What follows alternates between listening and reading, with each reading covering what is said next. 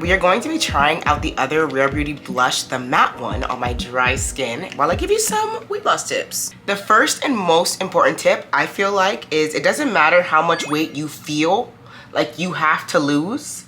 You still get to enjoy food and experiences along the way, okay? Which leads to number 2, that this journey can be lifelong and you can be at it for a lot longer than you'd like, probably. Or at least that was the case for me. I'll always find myself going back to certain habits. It's very difficult to unlearn a lot of habits that we've been doing since basically our childhood. Keep living life. The point is for it to be sustainable, and if you're not deterring too far away from your regular life or what you're doing as it is, then it's hard to deviate too far from the plan. I also know it could be extremely mental to want the shift so bad that you need to see a bunch of change all at once, but as we know, and as we've talked about many times before, just take it slow, take it easy. I know I've been at it for a long time, but I still will always have to ground myself and tell myself, okay, still, oh, I have this new goal. Don't pick up 4 out of 5 aspects of the new goal all at once. Okay, so I'm actually going to put the blush not only on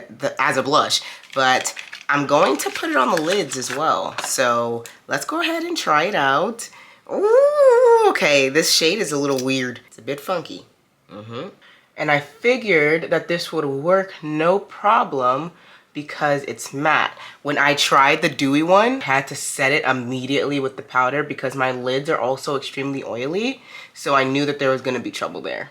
Next tip is to try and rid yourself of any food stigma, especially if you struggle with any type of food addiction or binge eating, stuff like that. One of the most harmful things you could do is place food in categories of, oh, this is healthy, this is not healthy, I can't have this, I can't have that. Another thing that we always will try and do is do like a full cold turkey thing. I remember going back and watching a previous video where I was talking about how I will go to the store, fill the fridge with a bunch of healthy food, make like a meal, sometimes not even make a meal at all, just waste the food. But the point is that it ends up going to waste because I ended up thinking that I was gonna become this person overnight when, why? Why would I? Why would I just become this healthy person overnight when I've spent the last 20 some years doing X, Y, and Z? One of the main reasons you wanna steer clear of categorizing foods as this is good and this is bad is because the times that you do have that thing that's one of your favorite things that happens to be a bad thing, you'll likely end up binging on it because you're trying to restrict yourself from having it too much because you know that it's bad in your brain. And then you're constantly going to be chasing this high of trying to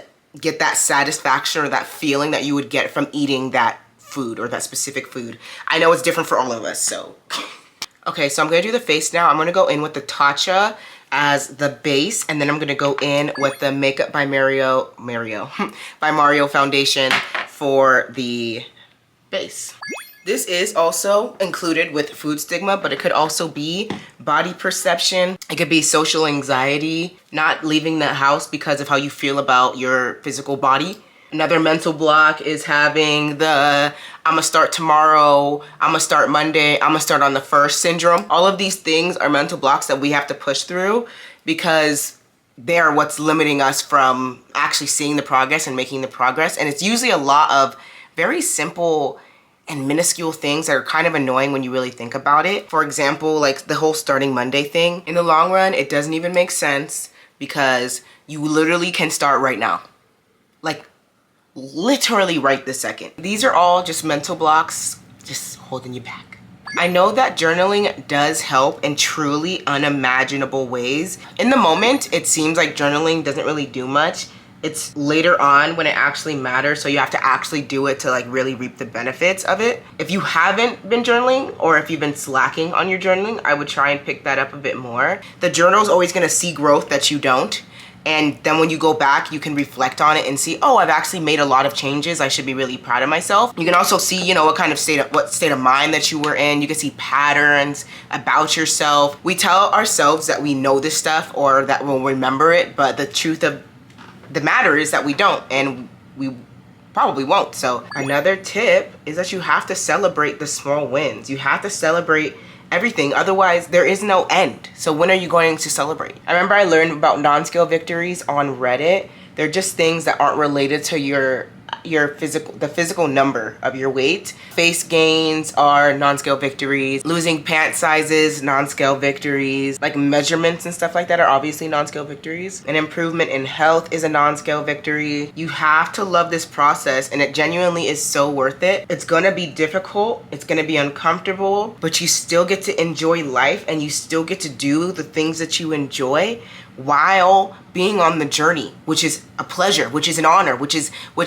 thank God. Keep checking back in. Make sure you are tracking things if you're at that point in your journey. The thing is, we're all gonna be at different points. At this point, I'm just trying to stay consistent. I'm just trying to be active more often in a way that's going to give me physical body results.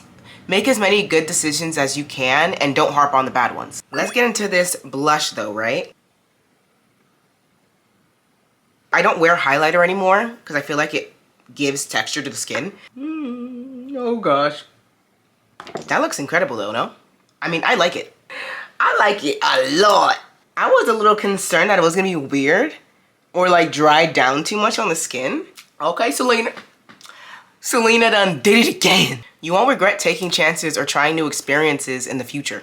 You'll only regret that you didn't go, okay? That your own self-perception stopped you from doing things. There is genuinely no perfect time for anything, really, like in this life. The last tip is to know what listening to your body actually means. I know that when everybody would say that, I would struggle with, like, what are you guys talking about? If you're accustomed to eating poorly, you're only accustomed to your eating poorly, feel good body, if that makes sense. So when you start eating healthy and you start to feel that difference, or you start to move more and you start to actually feel that difference, you're like, oh wow, this feels incredible, this feels different, I feel better. It's just like you don't know what you don't know. And that's why being on your weight loss journey, your strength training journey, your recomp, your fitness, your wellness, your health journey, any of these things, when you're on it, you start to understand the ebbs and flows of your own life. Doing everyday life things is a part of being on your weight loss journey. Doing fun things and experiencing life, quality time with friends, family, even strangers. This all a part of the journey. Get into this. It looks really good, doesn't it? I just did a base with some blush on. Hopefully you got some helpful tips out of this. I think our next weight loss video is going to be a what I eat in a day. But I enjoyed this look. I'm glad we finally got to try these Rare Beauty blushes. Leave your comments down below and I'll see you in our next video.